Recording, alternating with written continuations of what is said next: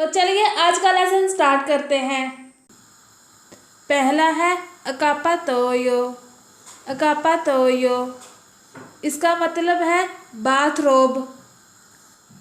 दूसरा है अचेंदरे। अचेंदरे इसका मतलब है ऑन करना। तीसरा है अचेंदीनो।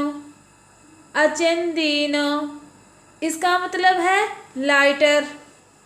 अगला है अचेंतो। अचेंतो इसका मतलब है तलफ़ुज़। अगला है अचेसो। अचेसो इसका मतलब है रसाई। अगला है अचेत्तारे। अचेत्तारे इसका मतलब है कबूल करना। अगला है अकोलियरे। अकोलियरे इसका मतलब है इस्तकबाल करना। अगला है अकोमोदारे।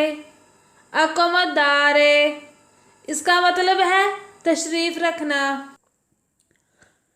अगला है अकोम्पानियारे। अकोम्पानियारे इसका मतलब है हमरा होना। अगला है अकोर्दो। अकोर्दो इसका मतलब है रजामंदी।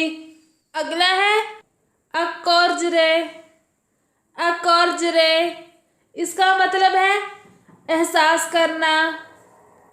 आज की वीडियो का इख्तिताम करते हैं। इंशाल्लाह नेक्स्ट वीडियो में मिलूंगी। तब तक के लिए अपनी दुआ में याद रखिएगा। खुदा हाफिज़।